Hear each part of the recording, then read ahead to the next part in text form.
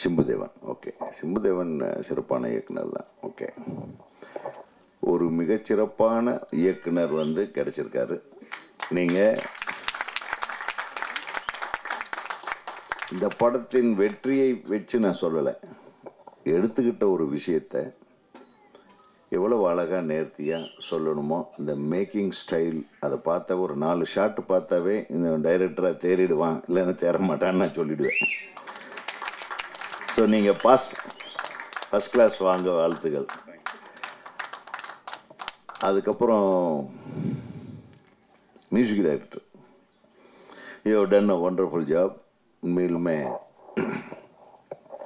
ஒரு 15-20 வருஷத்துக்கு முன்னாடி ஒரு கேட்குற ஒரு அந்த மியூசிக்கோட இன்வால்வ்மெண்ட் அந்த டியூன்ஸில் இருந்தது. அது நல்ல இயற்கையாகவே அந்த லிரிக்ஸ் நல்ல, தம்பி நீ லிரிக் ரைட்டராகவே இருக்க வேண்டாம், பாடலாசிரியர்னு சொல்கிறவெல்லாம் பாட்டு எழுத முடியாது,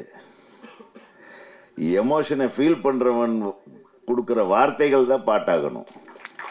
நான் அப்படி தான், கண்ணு வலது கண்ணு தானாக துடிச்சதுன்னா ஏதோ நடக்கும்னு பேச்சுன்னு எங்கள் அம்மா தான் சொல்லுவாங்க. டேய் வலது கண்ணு துடிக்குதுரா, நீ கொஞ்சம் இன்னைக்கு விளையாட போகாதன்னு போவேன், எங்காச்சும் முட்டியில் அடி வாங்கிட்டு வருவேன். இதெல்லாம் வந்து உண்மையா பொய்யா அதெல்லாம் கிடையாது, பட் அது நடக்கும் பாருங்களேன். ஸோ நம்ம எமோஷனலாக நம்ம வாழ்வியலில் நம்ம நடக்கிற விஷயங்களை உணர்ந்து அதை வெளிப்படுத்துகிற விதம் இருக்கு பாருங்கள், அதுக்கு சரிசமமாக ஒரு டியூன் கிடச்சிருக்கு.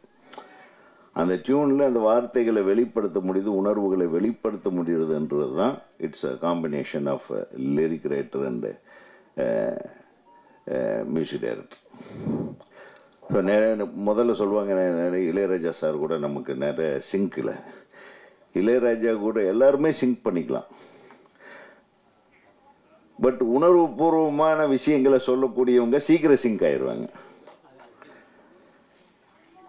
எழுத்து கூட்டி எழுதுறவனும் கவிதை எழுதிடலாம், கவிதைக்காக பாட்டு எழுதுறவனுங்களும் உண்டு, கதைக்காகவும் இந்த எமோஷனுக்காகவும் என்றைக்குமே நிரந்தரமாக இருக்கணுன்றதுக்காகவும் எழுதின கண்ணதாசன் மாதிரி பாட்டு எழுதுறவங்களும் உண்டு.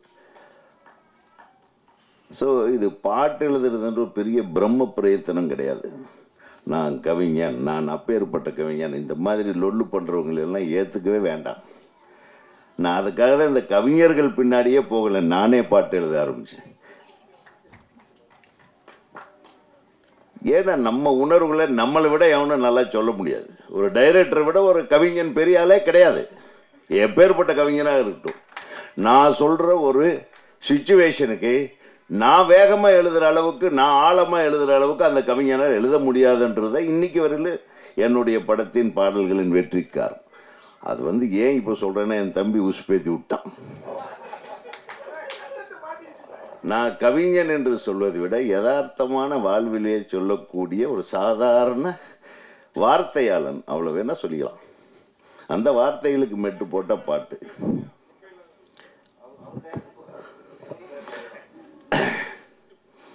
அதாவது என்னுடைய தம்பி சுப்பிரமணிய சிவா சொன்னார், கொஞ்ச நாளாகவே காதல் படங்கள் வர்றதில்லைன்னு. ஒரு 4-5 பேர் வந்தானுங்க,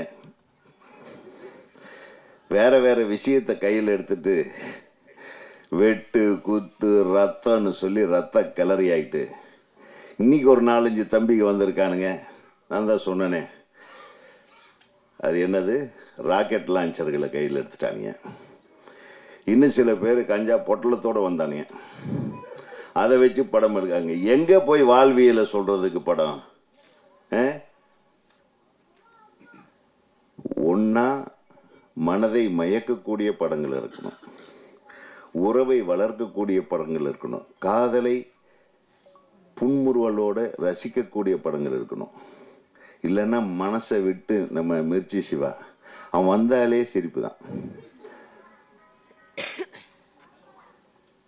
மனிதர்களை வளப்படுத்துவது நலப்படுத்துவது, இவர் நலப்படுத்துகிற விஷயத்தை செஞ்சிட்ருக்காரு. இவன் படம் 4 படம் பார்த்தா மருந்தெல்லாம் சாப்பிட வேண்டியதில்லை, பிபி இறங்கிடும், சுகர் லெவல் கரெக்ட் ஆகிடும். அதுதான் மிர்ச்சி சிவா. ஆனானப்பட்ட சீரியஸ் ஃபில்ம் மேக்கரையே காமெடி ஃபில்ம் மேக்கர் ஆக்குன ஒரே பெருமைக்குரிய நடிகன் நம்ம தம்பி ராம.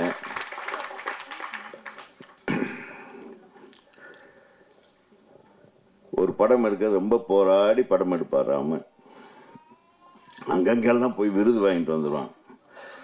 ஆனால் எங்கே ஓடுதுன்னு கேட்குன்னு, சார் அங்கே ஏதோ ஒரு தேட்டரில் ஓடுதுன்னு சொன்னாங்கன்னு அவரே சொல்லுவார். ஆக பெயர் எடுக்கும் இயக்குநர்கள் எல்லாம் வெற்றியாளர்கள் ஆகிவிடுவதில்லை. அதாவது பணத்தளவு வருமானம் ஈட்டும் படங்கள் எடுக்கும்போது நான் தப்பே சொல்லலை. நீங்கள் இந்த படத்தை நம்ம தயாரிப்பாளர் சார் எங்கே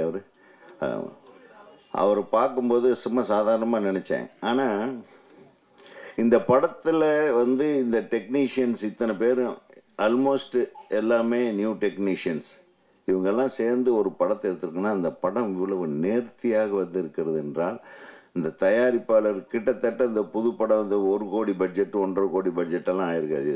டெஃபினட்டாக 3-4 கோடிக்கு மேலே தான் இருக்கும். ஸோ அந்த அளவுக்கு ஒரு சுதந்திரத்தை கொடுத்து ஒரு டெக்னீஷியன் குழுவை நம்பி ஒரு படம் எடுத்திருக்காருன்னா ஃபர்ஸ்ட் முதல் பாராட்டு அவருக்கு தான். அதை காப்பாற்றிக்கணும். வாழ்நாளில் கடைசி மூச்சிருக்கிறவர்கள் அவரை நீ மறக்கக்கூடாது. அதுதான் நன்றிங்கிறது. ஏன்னா சினிமாவில் நன்றிங்கிறதே செத்து போயிட்டே இருக்கு, ரொம்ப கோமா ஸ்டேஜில் இருக்கு நன்றிங்கிறது. அதனால் எனக்கு ரொம்ப சந்தோஷமாக இருக்குது.